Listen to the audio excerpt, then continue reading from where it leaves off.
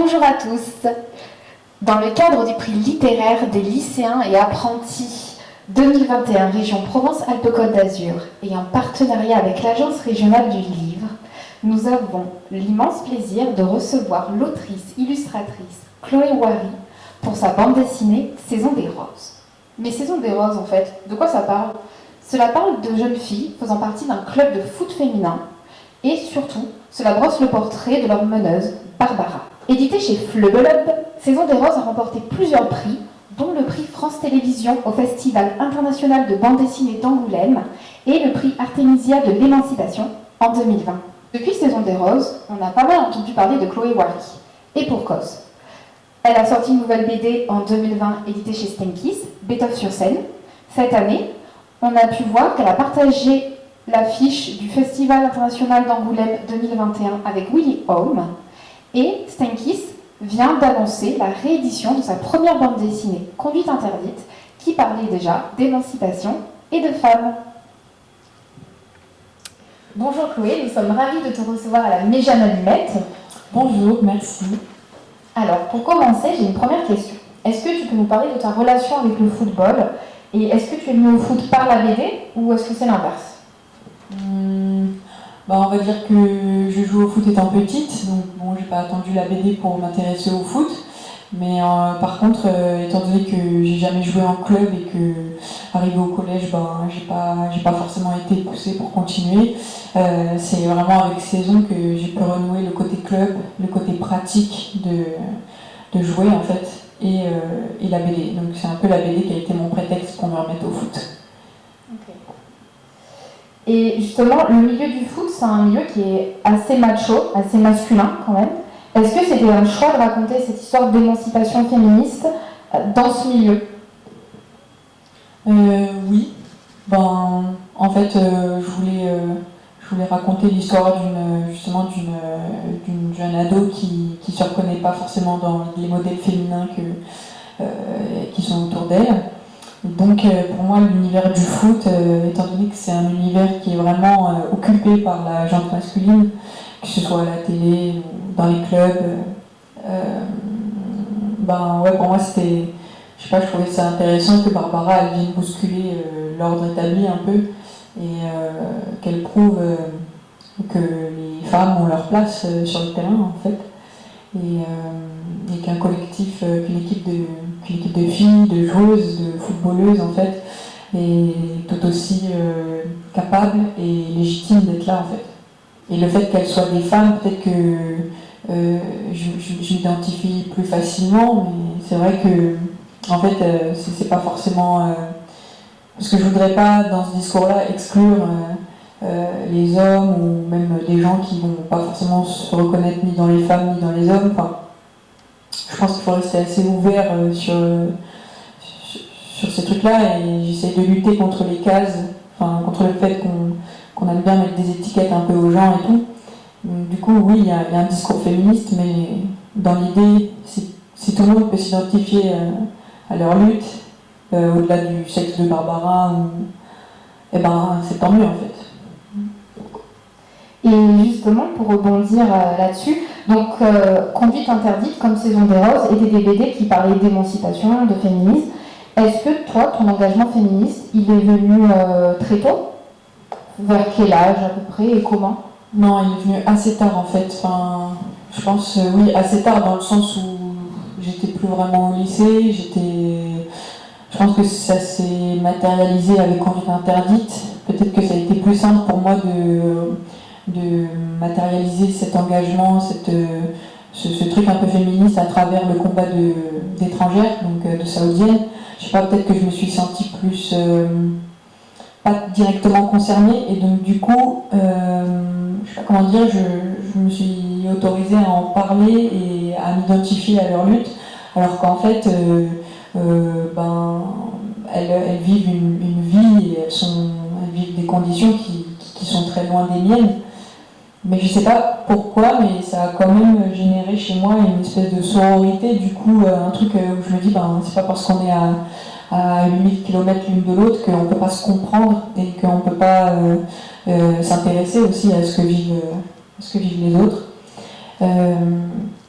Et donc du coup, je crois que ce premier livre, donc mon projet de diplôme conduite interdite, ça m'a permis ensuite d'en venir à une situation plus familière, qui est celle de Barbara dans Saison. Et là, je me suis clairement, je me suis autorisée à parler d'un engagement féministe qui est plus proche de ma condition de jeune femme de banlieue, française. Et voilà. Moi, je pense que la première influence, en fait, c'est ma mère. Genre, bizarrement, même si ma mère, elle est pleine de contradictions, comme tout le monde, elle a un côté hyper... c'est une femme indépendante qui... ma sœur et moi, elle nous a toujours poussé à être autonomes et à faire notre vie et à jamais dépendre de quelqu'un.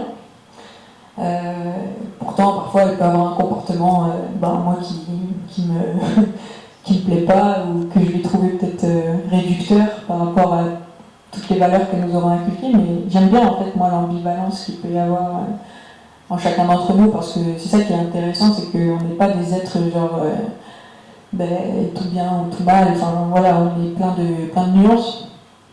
Et je pense que c'est ce qui fait la richesse des individus, en fait.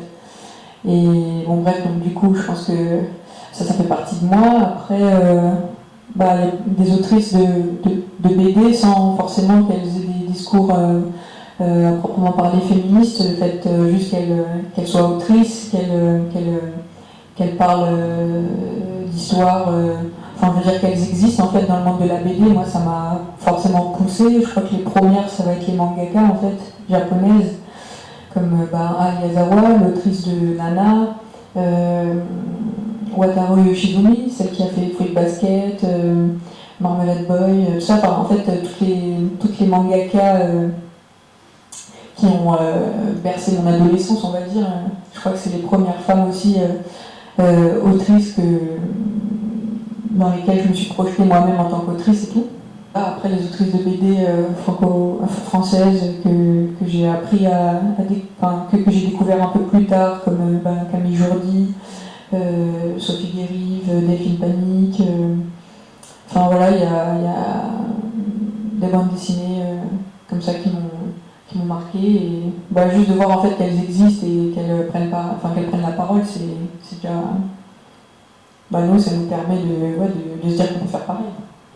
Et justement, tu parlais de ta mère, et on a noté que dans Saison des Roses, il y a plusieurs générations de femmes. Donc il y a Barbara qui est lycéenne, et il y a donc des femmes plus âgées, sa mère, la directrice du club. Et on sent qu'il y a vraiment une différence de point de vue entre elles.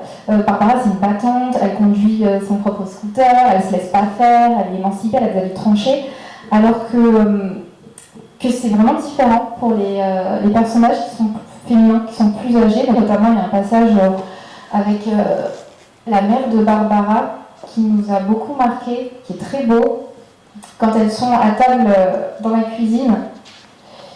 Et Barbara lui demande: tu ferais quoi si par exemple ton patron du jour au lendemain il te disait ciao, on n'a plus besoin de toi, genre il a décidé de te remplacer sec comme ça.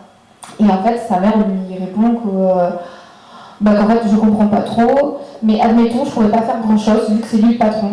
Et on sent qu'il y a une sorte de résignation en fait. Est-ce que tu penses que c'est une question de génération, d'âge, en fait cette différence qu'il y a entre ces personnages? Oui, je pense que je pose la question à ce moment-là en tout cas, parce que je pense pas que ce soit pour tout le monde pareil, mais dans cette scène-là, typiquement, c'est de voir pourquoi sa mère, en tant que femme adulte, pourquoi est-ce qu'elle a, elle, cette vision de la vie-là, en fait, et du coup, elle apparaît un peu comme résignée, malgré qu'en fait, typiquement, c'est le profil d'une mère célibataire qui hyper indépendante et qui s'est débrouillée toute seule et qui, du coup, je sais pas, devrait peut-être porter une parole plus féministe ou plus engagée. En fait, bizarrement, elle a l'air d'être, de s'être résignée à son sort ou d'y voir, comme quelque chose de fatal et comme s'il n'y avait pas d'autre issue en fait, et que dans l'ordre des choses, il y a les riches, les pauvres, les patrons et les employés, quoi. Et on va revenir sur le personnage de Barbara, donc qui est l'héroïne de Saison des Roses. Est-ce que tu peux nous parler de Barbara? Et moi j'ai notamment une question. Pourquoi les cheveux roux? Parce que je sais qu'avant, les femmes aux cheveux roux, c'était un peu considéré justement comme des sorcières, le côté très sensuel. Est-ce que c'est en rapport à ça ou autre chose? En fait, c'est trop marrant parce que vraiment à la base, pour moi, c'était pas roux en fait, les cheveux. C'est vrai que le feutre que j'utilise, c'est un brun très clair en fait, mais c'est pas un orange. Mais c'est vrai que du coup, à l'impression, il y a un côté proche du roux quoi. Et finalement, pourquoi pas et c'est vrai que ça rejoint le côté flamboyant un peu de sa personnalité, donc moi ça me va très bien comme ça. Mais oui, de toute façon, rien que dans son prénom, Barbara, j'ai le côté barbare en fait, de base, j'ai pas choisi ce prénom-là pour rien parce que pour moi c'est un mot du coup qui est potentiellement agressif, qui arrive pour prendre place en fait, pour conquérir en fait. Et donc forcément il y a quelque chose de conquérant en fait dans son caractère. Et donc le côté flamboyant de sa chevelure, le fait qu'elle soit que ça soit comme une masse en fait, ses cheveux, pour moi ça fait partie du personnage qui doit être charismatique, s'imposer. Et ça passe aussi par même sa corpulence, le fait qu'elle soit très, très en rondeur, qu'elle prenne toujours beaucoup de place dans les cases, enfin, ça fait partie du truc en fait. Donc le côté sorcière, ouais, pourquoi pas, parce que c'est une femme qui dérange en fait. Et ouais, de toute façon, le côté streetwear, c'était un peu obligé, parce que c'est comme le langage, au final, ça fait partie de la couleur locale en fait. Et donc, voilà, ça faisait partie des recherches graphiques et puis ça participe à l'identité en fait de la BD en fait, des personnages. En tout cas, c'est super intéressant de voir ces sportifs qui sont quand même fans de mode, parce que d'ailleurs la bande dessinée commence, elles sont dans des magasins pour aller regarder des paires de basket, et ça casse les clichés qu'on peut se faire en fait, qu'on pourrait avoir sur les footballeuses. Et est-ce que toutes les sportives, ou la plupart des sportifs que tu as rencontrés sont fans de mode aussi comme ça?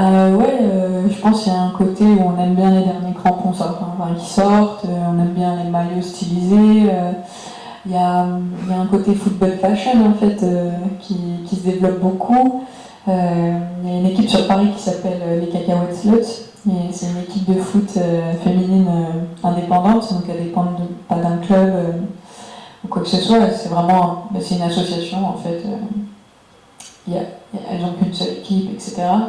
Et elles ont un côté, leur maillot du coup, c'est des collaborations avec des artistes. Il y a un travail de la matière, des couleurs, du logo. Et ouais, moi j'aime bien ce côté-là. Moi je me rappelle que quand je commençais à chercher des inspirations pour la BD et tout, je regardais beaucoup les magazines Season Zine. Season Zine, c'est genre un magazine anglo-saxon, anglophone, et c'est fait par des londoniennes en fait, et elles font des espèces de reportages sur des joueuses, sur des clubs, et elles associent beaucoup les clubs de foot féminins à une actualité, des questions sociales, enfin voilà, il y a toujours ce truc avec le football qui est en lien avec les relations entre les gens au-delà du terrain en fait. Il y a un enjeu social et politique toujours autour du football, et c'est un sport qui fédère un peu tout le monde, peu importe d'où tu viens, ton milieu, etc. Donc ça c'est un des points forts de ce sport, c'est qu'il est hyper fédérateur.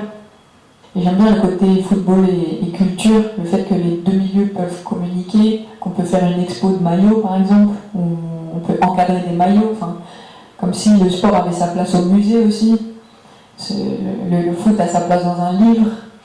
Ça, c'est des trucs où on casse des barrières un peu et on fait rentrer le sport dans les musées, quoi. Donc, ou dans les bibliothèques. On va parler maintenant du style de la bande dessinée. Donc tu as un découpage en plans très originaux, il y a énormément de créativité dans les cases. En fait, c'est juste une merveille en fait, qui permet en plus qu'on sente le mouvement. Et notamment dans les scènes de foot, c'est fou. Et on voulait savoir où est-ce que tu as appris ça. Est-ce que c'était à l'école Si tu as fait une école d'art J'ai fait un diplôme de métier d'art. Voilà. Donc moi à l'époque c'était en 2 ans comme un BTS et c'était option illustration. On avait aussi des cours de BD. Après moi j'avoue que c'est vraiment avec la lecture des mangas qu'au collège je me suis vraiment mise à dessiner des histoires, faire des planches.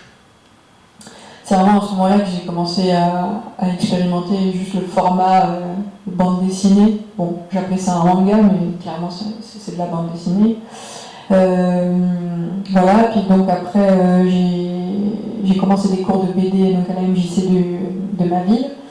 Et donc là, il y avait le prof en fait avait plus une culture et des références franco-belges. Du coup, c'est là où j'ai appris qu'en fait il y a plusieurs étapes quand tu fais une BD, dans la BD tradie, donc tu as le crayonné, l'ancrage et ensuite la mise en couleur.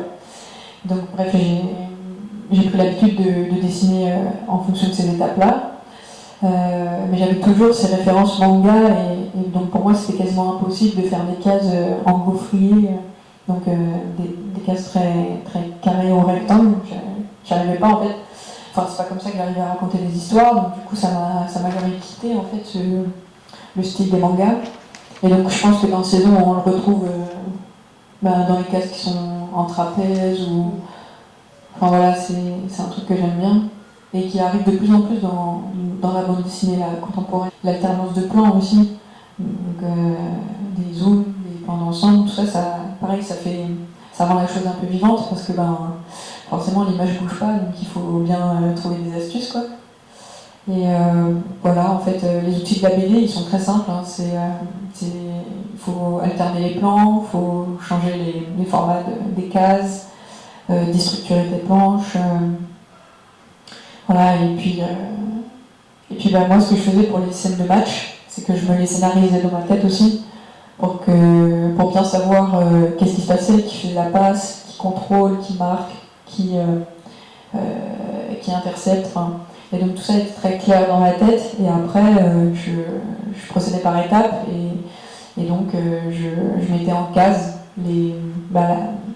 l'avancée de la scène.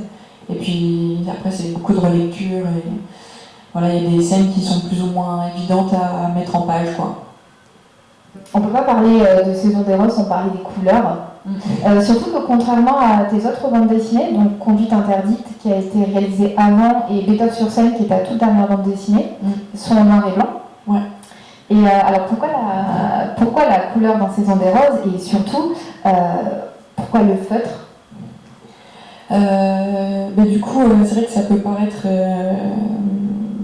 le style un peu outsider, mais en fait, le feutre, c'est vraiment l'outil que j'utilise depuis toujours en vrai. Donc c'est l'outil que je connais le mieux finalement. C'est surtout que je n'avais pas forcément projeté le feutre comme pouvant être un outil qui puisse tenir sur 250 pages. J'avoue que ça, je n'avais pas forcément anticipé. Moi, j'utilisais le feutre, les surligneurs, c'était pour faire des petits croquis, des petits dessins, mais je n'avais pas projeté ça comme étant genre un outil un peu noble pour faire de la BD, pour faire un livre en fait. Puis bon, au final ça passe. Et là pour Saison, je me suis posé la question du noir et blanc, c'est vrai, mais très vite le feutre est revenu parce que tous mes croquis de personnages, je les faisais au feutre. Mes premières recherches étaient au feutre, enfin si c'était pas au feutre, c'était au crayon de couleur, donc il y avait quand même cette recherche de la couleur. Et puis, et donc en fait, ça s'est imposé à moi. Je crois que je me suis pas du tout imaginé faire les planches autrement qu'en couleur. Avec Flavoleur, on est en train de commencer une espèce d'histoire ensemble. C'est-à-dire qu'ils m'ont beaucoup accompagné. Là pour Saison, c'est le livre le plus personnel que j'ai jamais fait pour l'instant. Enfin, que j'ai fait, donc voilà. Et que penses-tu du dessin numérique? Parce que là, en fait, toi, on est d'accord, tu as tout fait à la main. Oui. D'accord. Tes autres BD aussi? Oui. Voilà. Et qu'est-ce que tu penses du dessin numérique? De la colorisation numérique et du dessin numérique, c'est une question d'affinité. Hein. Moi, franchement, je préfère largement dessiner sur une feuille, galérer à scanner, à faire des retouches, plutôt que de me dire que je peux revenir en arrière 1000 fois et qu'au final mon dessin, je ne sois jamais satisfaite parce que je sais que je peux revenir en arrière, donc en fait je sais que je peux recommencer Et en fait ce qui est bien, enfin, j'aime bien là, ce côté, comment dire, une fois que tu as tracé un trait, quoi. Déjà de base je déteste le crayon et la gomme parce que voilà, c'est pareil, en fait, quand tu fais un trait au crayon et que tu te mets à gommer, en fait, tu t'arrêtes jamais de gommer, tu n'es jamais satisfait de ton trait. Et concernant le processus d'écriture, donc ta première BD a été éditée chez Stinkis et Saison des Roses chez Fleugelub. Bravo. Merci. Et est-ce que tu peux nous raconter le parcours pour éditer? Est-ce que c'est eux qui sont venus te chercher ou... Non, du tout. Alors pour le projet de diplôme, le livre était déjà fini, donc j'ai envoyé quelques pages, une fiche explicative et quelque chose de très simple en fait. J'ai envoyé à quelques maisons d'édition. J'avais d'abord envoyé à Varum qui a été racheté par Stankis, et donc c'est via Varum que Stankis a repris en fait Conduite interdite pour l'éditer. Et pour Saison des Roses, j'avais envie d'avoir une nouvelle expérience avec un autre éditeur. Et donc là j'ai constitué un dossier un peu plus dense parce que du coup l'histoire n'était pas forcément écrite en entier.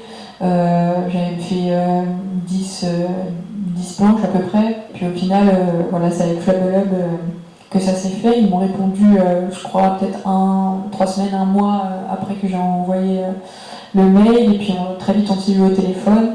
Et en fait, je me suis rendu compte qu'avec cet éditeur, il y allait avoir un dialogue assez facile, quelque chose de très naturel en fait.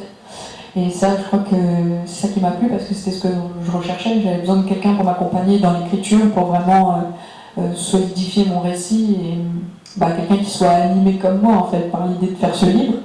Et donc, comme c'est une maison d'édition indépendante, ils publient moins de bouquins, et donc ils y mettent plus de cœur en fait. Et alors tout à l'heure, tu nous parlais que tu avais un nouveau projet avec Fleugelub. Ouais. Tu peux nous en dire plus ou... Ouais, ça commence un peu à prendre forme gentiment.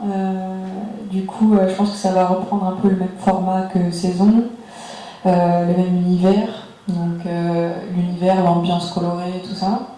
Les personnages seront différents.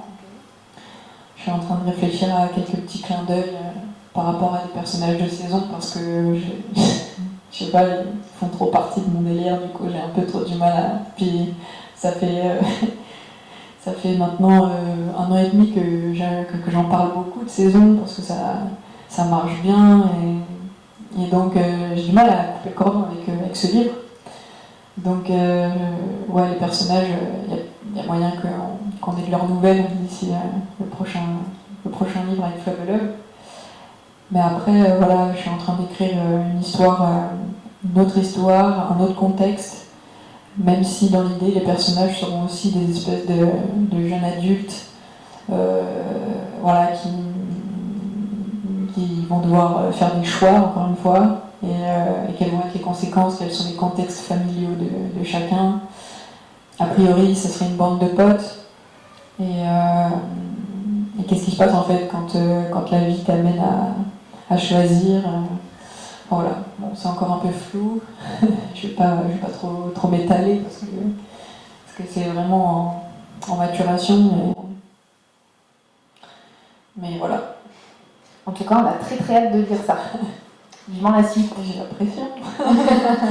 Tu as tes fans ici. Trop gentil. Bon, merci beaucoup Chloé merci pour cette rencontre. Et nous vous souhaitons une belle journée. Une bonne journée.